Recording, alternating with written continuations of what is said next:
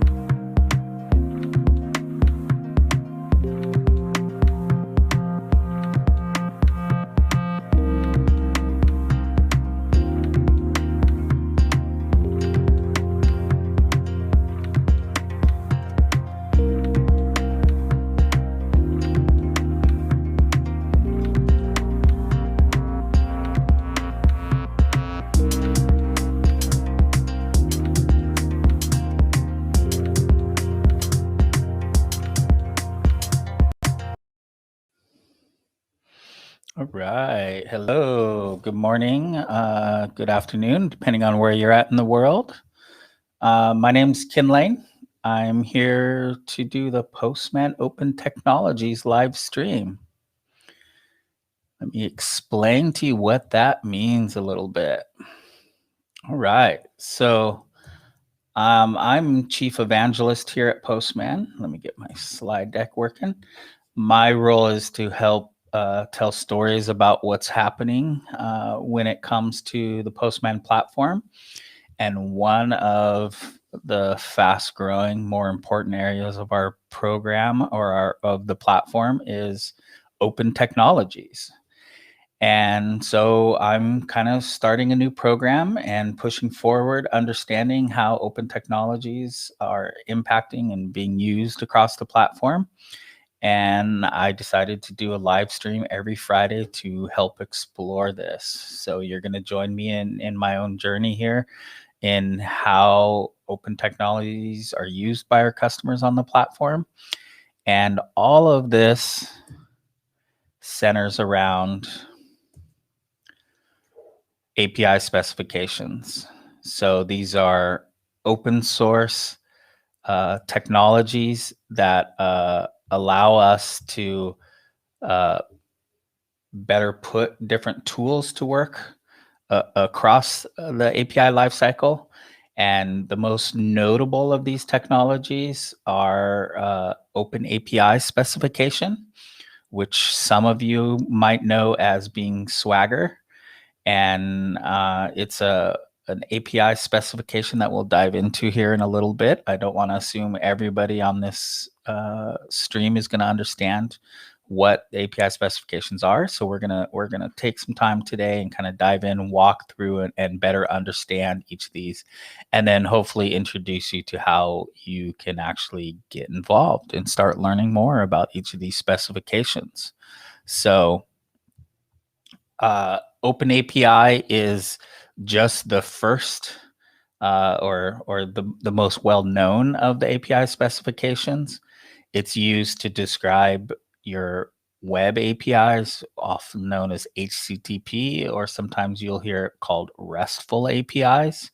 And this is really kind of the cornerstone of the API space and provides most of what you're going to be seeing when you're working with open technologies and API specifications.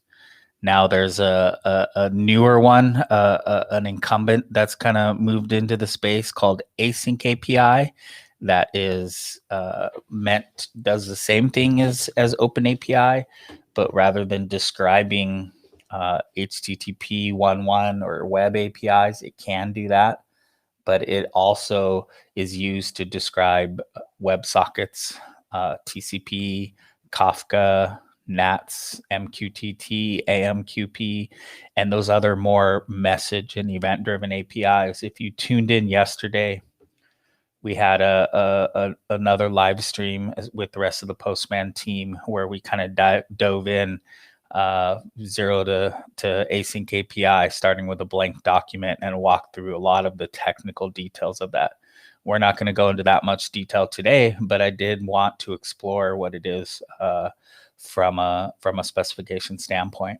The next one is JSON schema, which all both Open API and Async API uses the JSON schema as a format to define objects that are passed back and forth from these APIs. And then the fourth specification that we're focusing on is Postman Collections, which are another machine readable format that you can use to describe and organize different API calls that you're going to use for documentation, testing, mocking, and other purposes.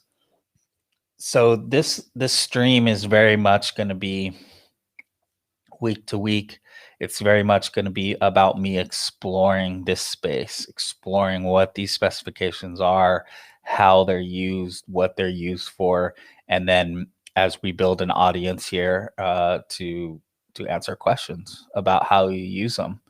But not everyone cares about API specifications. Not everyone knows what all the technical details are and understands how to put them to use. So we're going to walk through that. But more importantly, we're going to be looking at what tooling is available for these. So each week we'll take some time out and we'll dive into a specific area of tooling for each of these specifications. Now, these are open source tools that put these specifications to work in different ways. Hello there, welcome. Thanks for joining in. We're just talking about API specs and the tooling here, and we're going to dive in and actually start looking around and playing around with each of these specifications and tools. So hang out if you're interested in more learning about API specs. So each of these areas, there's tools that put these specifications to work. And am I an engineer at Postman?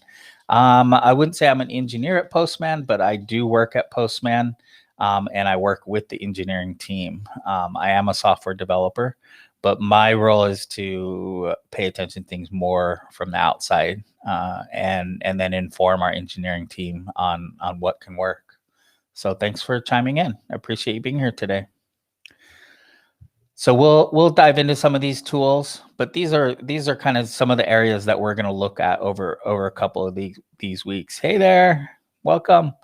So we're gonna dive into each of these areas. I think probably next week we're gonna start with some of the more simpler ones, which are the more well-known ones, documentation, and talk about how open source tools is used to actually document your APIs, share that documentation with other users. And then each week after that, we'll probably dive into a separate area. So that's pretty much going to be the focus of the stream from week to week, is looking at these specs, diving into the tools in these different areas. And hopefully we can make an interesting show about all of those. So with that said, that's the end of this slide deck here, because we're not about using slide decks. We're actually about looking at things. But you got a question for me. I guess Postman is made in India. Have you ever visited India? Yes, our Postman is made in India, and a significant portion of our team is in India. And I actually had a flight to go there in April of last year for my first trip to Bangalore, and then COVID happened. And I did not actually get to go for my first trip. So I'm very bummed, but I'm looking forward to when the world comes back to normal and I get to go, because everyone says how much fun it is to go hang out with the team. So Amruth, Palai TV? Yeah, I don't know you, but pleasure to meet you. You should ping me on Slack sometime. Introduce yourself. I'd be happy to connect and get to know you internally at Postman. So, am I living in Bangalore? No, I see you're asking Ruth. So yeah, most of I hear from the rest of our team when they go to Bangalore, just how exciting and stimulating it is to the city, the food, and the culture, but then also to work with the team there. And I look forward to it because I work with so many of y'all on a day-to-day basis that I look forward to coming in, hanging out. So thanks for joining in, y'all. I appreciate it. So let's dive into the API specification. No, you always hijack my chat. Don't worry about it. This is a conversation, and I'm not about to just keep reading and talking through what's going on. So let's make this a conversation. Hit me with any questions you have. Even if it's not about the Open API, I'm happy to sideline anytime. So when you talk about API specifications, Open API is the most well known, but a lot of folks don't understand that Open API is the 3.0 or the more current version of what was formerly known as Swagger. Swagger is what a lot of folks call it, but from 2010 through 2015, the specification was Swagger, and it reached version 2.0. But in 2015, it was given to the Linux Foundation, and it was put into a sub-organization within the Linux Foundation called the Open API Initiative. And so now Swagger is a suite of tools, open source and proprietary tools that allow help you move forward and working with the specification. But the specification itself is OpenAPI 3. You can go to openapis.org to find more information and to learn about it. The specification is here. You can click here to learn more about the specification and actually get involved. You can look at the latest draft of the specification is here, 3.1, which just happened last week. So pretty exciting. You can look at all the details of it here. But what is OpenAPI 4? It's a machine readable API specification, meaning it's either JSON or YAML, and it describes what your API does. So it's what we use to describe the surface area of HTTP APIs, what you can request of that API and what you can expect back as a response. And it really provides all the details of what you're going to need. Let me scroll down here and kind of get to the more meat of it and show you the first kind of object type. There's a lot of details here, but here's the kind of the core structure of it. And the first one is the information object, and I'll show you what this looks like here. So if you look at the info object, here's a JSON. This is a good place to start when it comes to Open API and understanding what it's all about. Is you have a JSON or a YAML, so you can describe it in two different ways.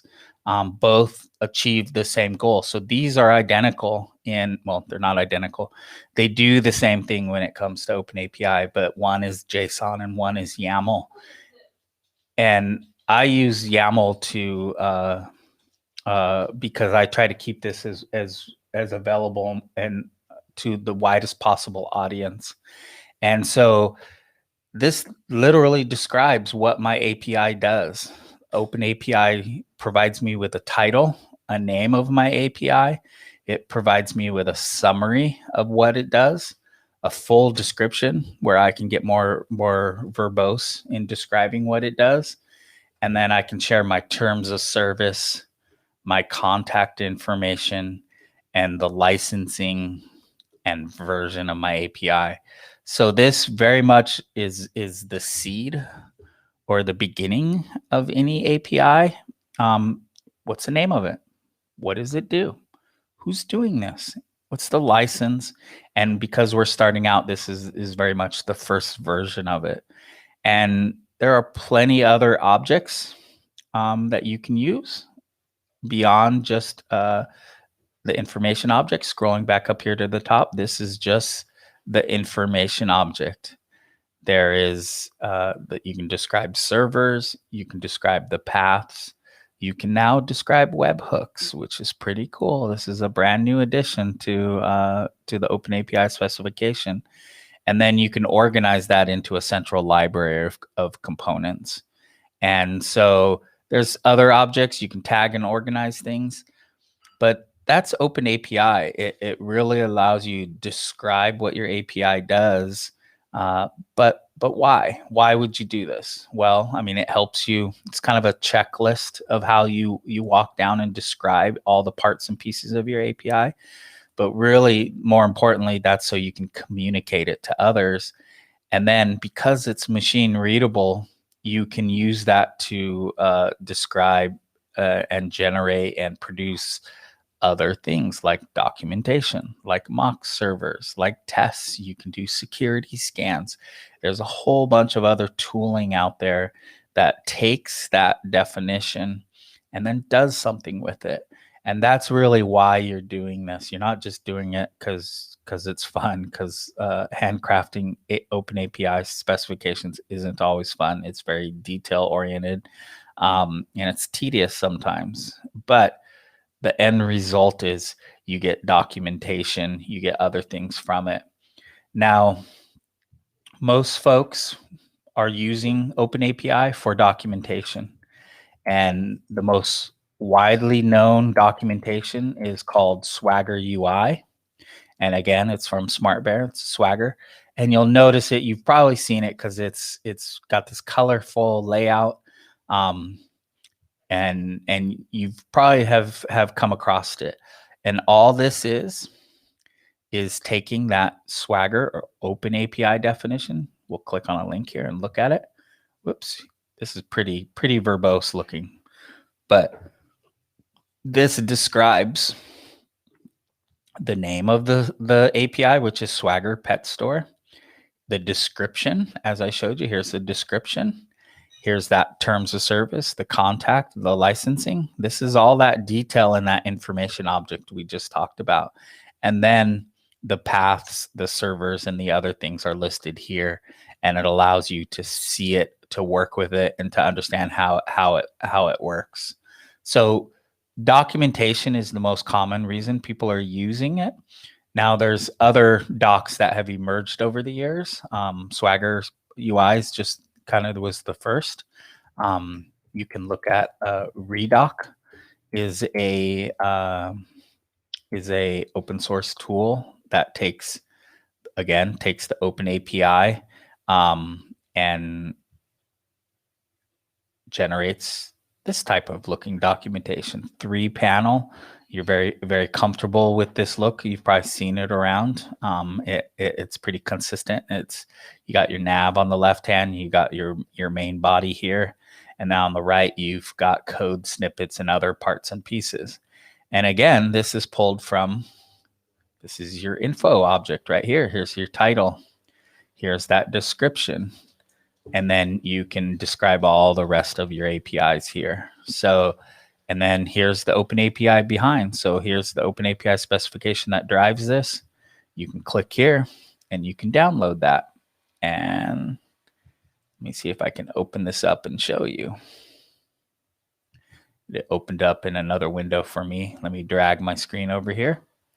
So here's that Open API definition. Again, here's our info object. Here's that description that you're seeing. Here's those terms of service, the version, the title. Here's all those details that we talked about, tags. So there's a lot of details that you can include in there and use to drive this documentation. But that's the number one reason folks are creating Open APIs, creating Swagger documents, is because they want the documentation, and that's their motivation. But to quickly go back to the slide deck here, there are many areas of API tooling that folks are publishing to make why they're doing this. And documentation is just one possible reason. There's all these other benefits of why you would want to have an open API definition that makes it easier. So I'll let you play around with the specs some more. Really, this session is we'll get more hands-on and start playing with the specs in future editions. But really, I purposely wanted the first edition of this live stream to be more kind of stepping back and looking at the different specifications and understanding what it is they do, how they work together, and then we can dive into specific areas of tools, actually hack on some of the tools, actually hack on some of the specs and see how they work. And so don't worry if we're not getting too technical enough for you. I really want this to be a primer for what API specifications are. And then more importantly, I also want to encourage you to get involved. So how do you get involved with the different specs? They all have slightly different angles on how they encourage you to get involved. But with Open API, you can follow them on LinkedIn. You can follow them on Twitter. I highly recommend looking at the Twitter stream for Open API spec. It's a pretty good place to start. You can get all the updates on what's going on. And then if you want to participate, you can head over to the GitHub repo to get involved. But you can also just put it to use and you can start evangelizing more about how it's used. But really the Twitter, LinkedIn, and GitHub are going to be the main ways that you can get involved with the Open API specification. So I recommend you spending some time and looking at that. So hello there. Good vibes. Thank you. Appreciate it. Try to keep things chill here. It's 9:30, 9:20 on a Friday morning on the West Coast of the United States here. Where are you all located? I see we got some Bangalore folks in India. Where else? You guys, we got any European audience? I'm going to try to keep this early enough so that my Bangalore and my European audience can join. But trying to keep things chill here on the West Coast. So next, after the Open API specification, as I said, we'll dive in deeper next week into some of these. Let's talk Async API specification. So homepage of Async is where you want to get started with this. They've got some great hands-on ways that you can start playing around and understanding. I definitely recommend just clicking on the playground to get started. It's a great place to see what's going on. But similar to Open API, Async API has an info object that describes what the name, version, and description, terms of service, and other things of your API could be. And then they've got other more robust elements. REST or request and response APIs have paths. So that's what Open API uses. But Async API has topics and channels. It tends to describe more pub-sub different approaches. But again, it uses JSON or YAML to describe those. So you can describe it here. There's a playground that they offer that allows you to import your documents. You can edit the document itself. You can see how it publishes documentation in real time. You can view that as Markdown, or you can view it as a preview and as it's HTML. So this again allows you to describe the API definition itself, but then use it to document, mock, test, and do other things with your APIs. And again, we'll dive more into each of these tooling areas in future episodes. But if you want to, we'll start showcasing more of these. There's a tool called Microx out there. It's a great open source tool for mocking and testing your APIs. But these will generate your mocks and tests from any of these specifications we're talking about today. So it will take your Async API, take your Open API, your Postman Collections or other formats and generate a mock server and allow you to do testing on it. So this is a really good example of two areas of tooling present in one tool, but works across multiple specifications. And we'll probably dedicate one of our future episodes to microcs and actually start diving in and using it and playing with it to understand how they do what they do. But for right now, we're going to keep it up at the spec level and just focus on the specs and how they're used.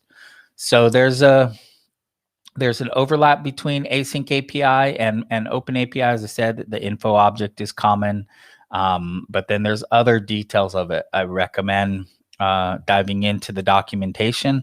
If you want to learn more, they've got some great examples here. Helps you understand what event-driven architecture is all about. If you want to just look at the spec itself, it's at version 2. Similar, you've got a lot of the kind of details and overviews. But if you scroll down, let's go down. Here's the object structures that we're similar to what we were just looking at for Open API. Here's the info object, but then you can describe servers, you can describe channels, components, tags, and other things. So rather than paths like Open API describes, you have channels. But the info object is exactly the same. You can describe the details of your API in the exact same way. But when you click on a channel, you're going to start seeing similar. You can do it in JSON or YAML, but you're going to start seeing how you can describe your API specifications in different ways because you're going to be publishing and subscribing is the most common pattern you're going to see across these APIs. But because Async API is multi-protocol, you can also use it to describe HTTP APIs. But you're going to see the majority of the protocols that get used for Async API are WebSockets, Kafka, AMQP, MQTT, Stomp, JMS, but also HTTP. So you can describe your APIs, your web APIs or HTTP APIs using Async API. It works pretty good for that as well. So there's an overlap there, which we'll talk more about in a little bit. But that's Async API. I definitely recommend visiting their website. So we have Open API for describing your HTTP 1.1 web or RESTful APIs.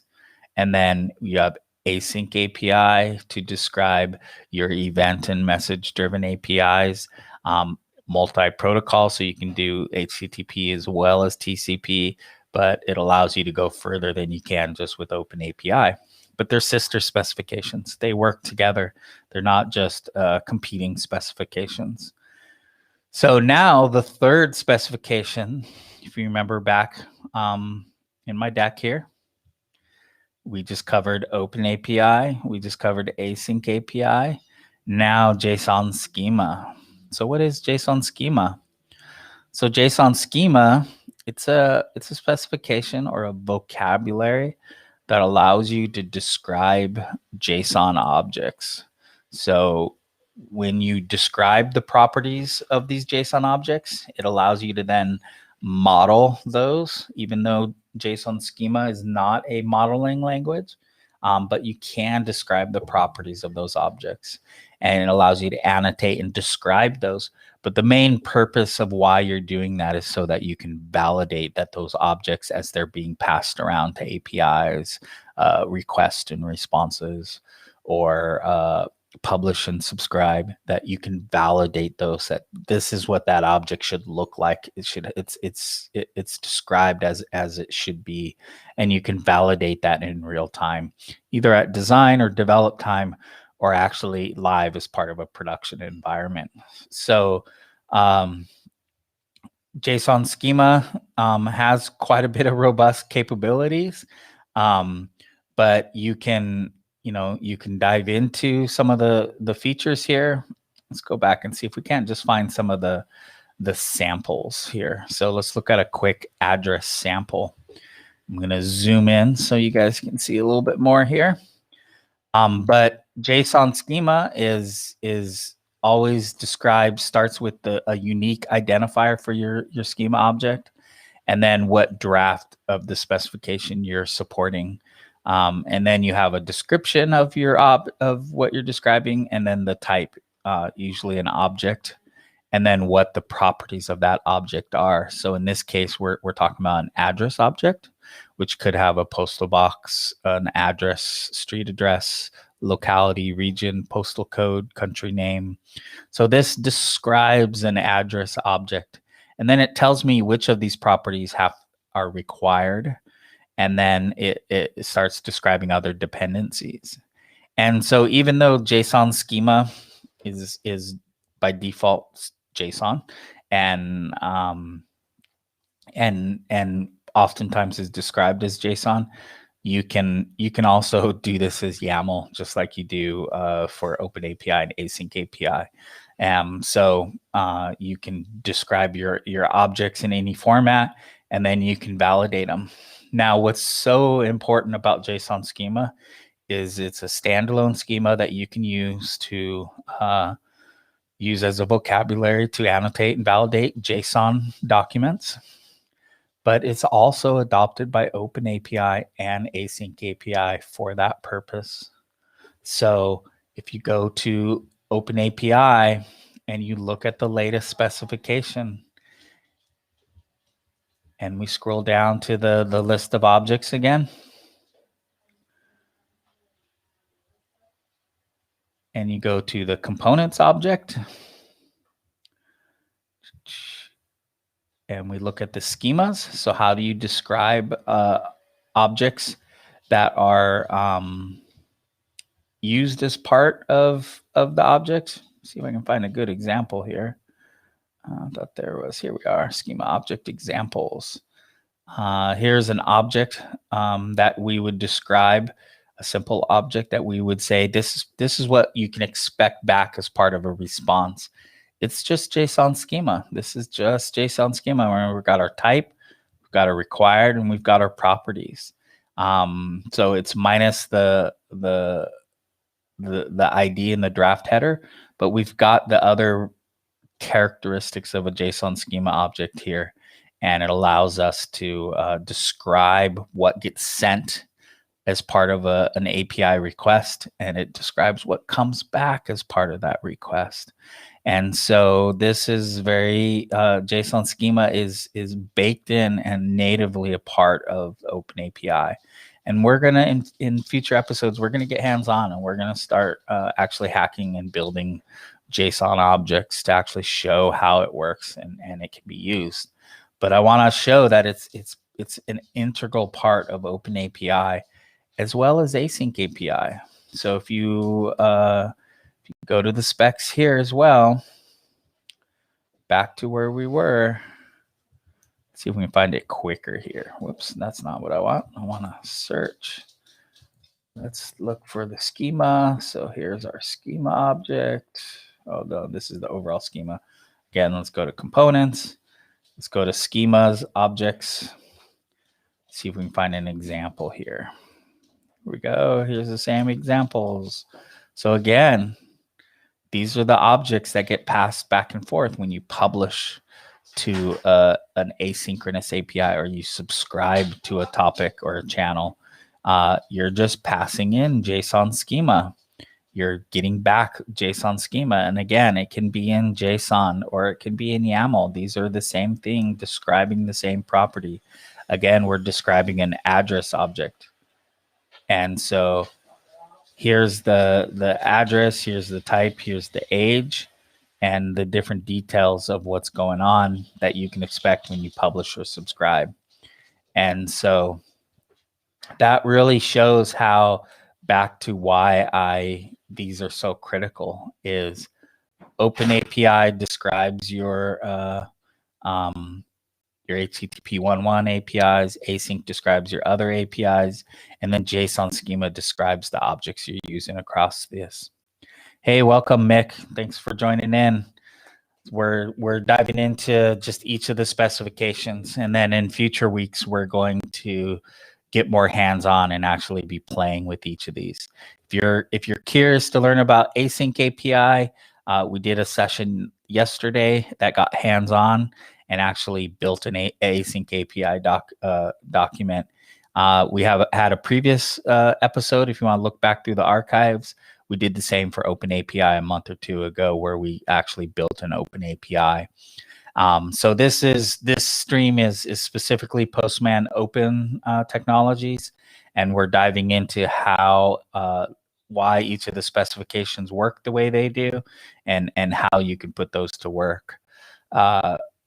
So that's Open API, Async API, and JSON Schema, and how they all work together. There's a fourth specification here that we're going to talk about, is Postman Collections.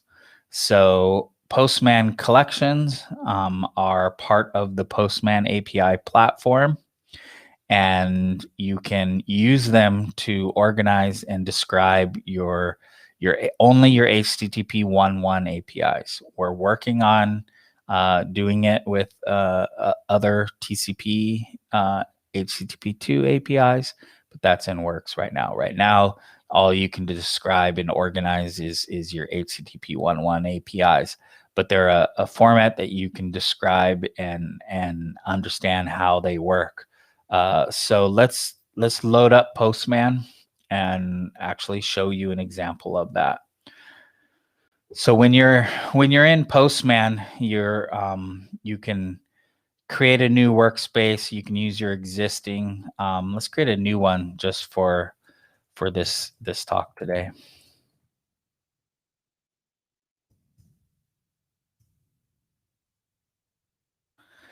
I create this workspace, and then I'm going to be dropped into the workspace here where I can organize different collections for different purposes. So this is just an empty workspace that I can start filling with different things. So let's, if we don't have any collections here, rather than creating one from scratch, let's go find some collections. Let's explore and find some collections here. So I'm going to click on the Explore button, which takes you to the Postman API network. And you can find different APIs here from different providers. And I'm going to look for one because I don't want to deal with any auth issues today while we're on this one. So I know I have one called public REST APIs. Let's see what that, so here we are, public REST. I think that's the one that I created it last year. Let's look at it. All right, so I've got this public REST API. I can look at the docs here. Oh, maybe this isn't the one. No, this isn't. This is not the one that I wanted. Let's go back. That is not created by me. Let's look at all the collections here and see if we can't find mine. Public REST APIs. Nope, that's... these are all people forking the one that I want. Here's the one that I want, public REST APIs. And let's verify. Yeah, this is the one we want, because this one has a bunch of different APIs that we can use. So it's got a whole bunch of different ones. Let's see, public REST APIs. So I'm going to fork this. We've had 48 other people fork it.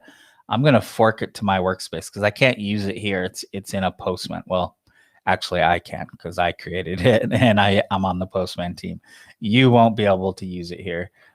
You'll have to fork it before you can use it. So I'm going to let's call this a demo fork. And where do I want to put it? Where's that one workspace we just created? Postman. Let's just do it right here. Open demo. That's the one. So now I'm forking that collection. And it should take me to my workspace where I can actually use it. So now I've got my new workspace that I created with this collection here. So this right here is a collection. You can see on my left-hand nav. Let me zoom in a little bit because it's probably a little small for y'all. All right. So over here, I've got a collection. And within this collection, I've got a bunch of folders because I've collected a bunch of different APIs. And so this lets me organize my API requests. Here's one. We've got an animal set of APIs. So these are 3 different APIs, one for cat facts. And then here's the actual URL, the API call that can be made to the cat facts API. And I get back a list of cat facts. So this shows what a collection is. It's a collection of different API calls that can be used for different purposes. These don't require authentication. They're all public or free APIs.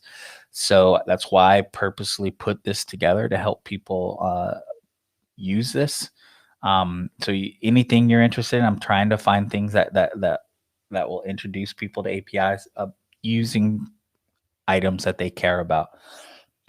So if animals are your thing, anime is your thing, you can come here and play with Studio Ghibli's API and actually pull different details from films, people, and locations. And so a collection describes the request and the response of the API very much like Open API does. But Open API is usually for describing what's possible with one API. What is the surface area of that one API? Where collections differ is collections can be used to organize many different APIs into one single place. It can organize and have them all. You can organize them by folder, and it has the details of many different APIs. And then I can build around these different APIs. And so these are very related to Open APIs, and I can actually generate collections from Open APIs. So they're very related. But for this purpose, I'm just organizing a bunch of different API requests into a single collection so that I can use it. In this case, I'm introducing people to APIs. But collections are very good for that, allowing people to organize, collect them, and then you can share. You can share collections. So just as I showed you how I can search for it and I can find it in the Postman network, anybody who published this can further share it. You can click on the little lips here. You can click on share, and I can share it to another workspace if I want to share it inside my team, or I can embed it with a button, what's called a run in Postman button, or I can just grab a link to it and copy that and then save that, share that with someone in Slack or Microsoft Teams or some other, email it to them, and then they can download or fork it and use it and see that collection.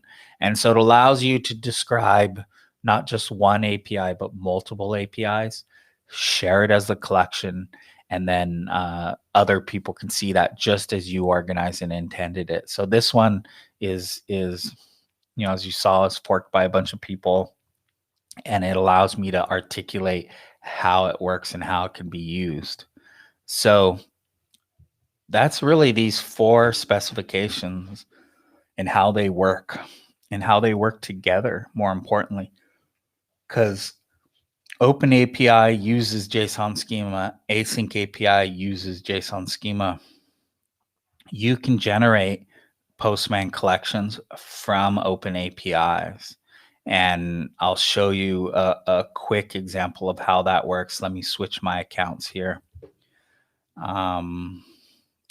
Got another team that I'm on where I build little proof of concepts APIs. So let me see.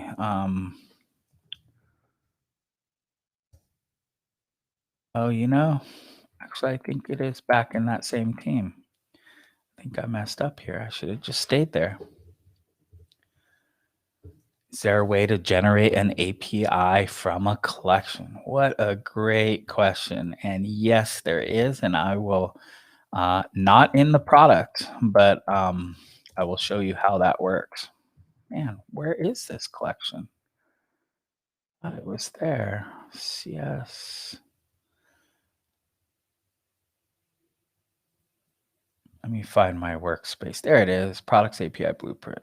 I just went into the wrong demo one.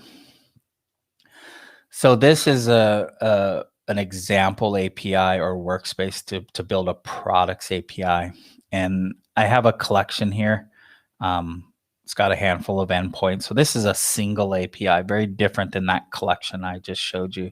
This is one API that I'm building rather than just using across many. And we'll get to your question in just a little bit. So this is very similar where I can choose and say, oh, I got a list of products. I want to make an API call. I get a list of these products back. So this is a collection of individual endpoints to get products, add products, get a single product, and update and delete them. Now, this collection is actually generated from this open API right here. So when it comes to my products API, I have a single open API definition here. So again, remember, let me zoom in because I know on the screen this is hard to see. Here's our info object. Remember I described that? Here's my servers, here's my path. So I describe all the details of what is possible with this API. But there's many different ways I'm going to use that API as I'm building it. And so you can generate collections from this open API definition. And you can do that from Swagger, you can do that from RAML or GraphQL. But I can generate a collection for different purposes. I can generate a collection to document my API, to mock it, or to test it in different ways. And as you can see here, I've got one open API. This is kind of the truth of my API. And I can generate collections for different purposes. So I've got a documentation one, I've got contract tests, integration tests, I've got a mock server, performance test, and security testing. Now I could do this all as one collection, but I'm using these in different ways. My mock is going to have different examples and data than my documentation does. My contract tests are going to have different tests, and I'm going to want to run this on a schedule. So I need it as a kind of separate modular component. But this is a one-way street. I can generate from this open API, I can generate one or many collections. Now, if I just have collections and I don't have my open API, back to your question, Gautam, is how do I generate an open API from a collection? There's no way you can do it in the interface right now. And this is a great, I would say, segue into why we're doing this stream is this is Postman Open Technologies. We build our own open source technologies, but other people in the community do it for us as well. So Postman Collections to Open API. And let's see if I get this at first search. Should have had it queued up. Postman to Open API. So this is a community created package that will generate an open API spec from your Postman collections. And so this isn't built into the product yet, but it has caught the attention of Postman, and because it's great work. And it is being considered as how do we expose this capability or functionality into the product. And this is really speaks to the how open technology influences Postman. Postman has open source tools like Newman. We have converters, we have URL parsers, we have a handful of open source tools we've built. But we tune into what the community is building, and we use that as a sign that, hey, maybe this is a feature or capability we should consider putting into the product.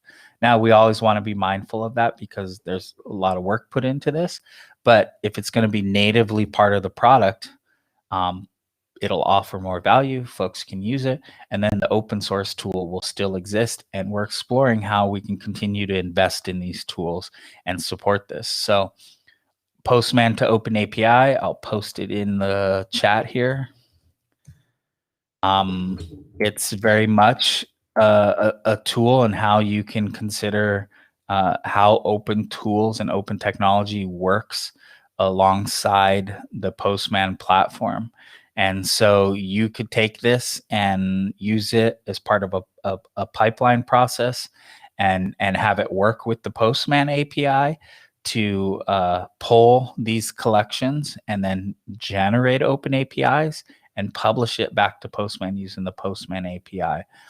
You could also publish an API, wrap this package in a API itself, and then you could use the Postman API and that API to convert collections, pull the collections from here, and then publish open APIs, and then publish it back to Postman.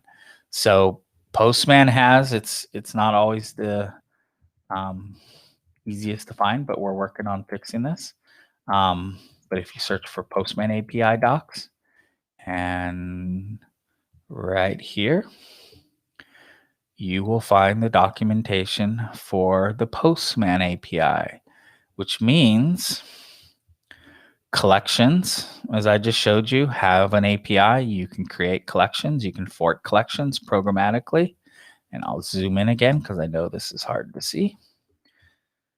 And then to really blow your mind, we have an API where you can publish open API definitions, Swagger definitions.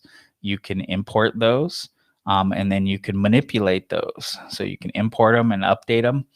And so this open API, these collections are all available through the Postman API, which allows you to generate and work with things. And this is how, even though the capability of generating an open API from a Postman collection does not exist in the product today, I don't worry about those things because I can extend the capabilities with libraries like this, just like the community is doing. And then I can use the Postman API to seamlessly integrate that in here until it becomes a first-class part of the platform. I will share the docs into the chat here as well. And so, great question, Gotham. Thank you for that. I appreciate the sharing of the Postman to Open API collection tooling, because this is very much reflects what the purpose of this live stream is going to be. It's going to be all about making sure that we're keeping an eye on what open tools are out there. We're going to keep an eye on what features people are wanting in the Postman platform. And then we're going to be carefully thinking about, well, which ones do we bring in or which ones do we leave out? Because we don't want to offer too many features that people aren't going to use. And because these can just be used by an API or externally, maybe we'll just build collections that do that for people. So I can't speak to this conversion by itself. I believe we're going to be building it in as a native capability of Postman. But so that really kind of brings us full circle here is we have 4 core specs. These are open source specifications that are ubiquitous across the API space for describing your APIs across multiple protocols. But then it shows how they also work together and they're dependent on each other. JSON schema is central to all of this. Open API and Async API both use JSON schema, but then you can also generate open API or Postman collections from open APIs.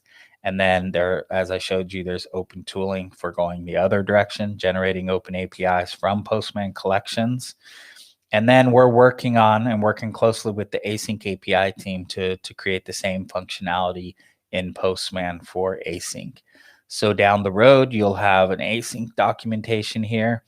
It'll work with different protocols, and you'll be able to build collections for different purposes from that. So that helps you understand the kind of the current state of the relationships between all of these, but then also the roadmap a little bit and how these are going to be used. And you got a quick look at some of the tooling. So I showed you how Microx is used across all of these. How Swagger UI uses Open API, Redoc uses Open API. Showed you how the Postman to Open API converter will convert from this spec to this spec.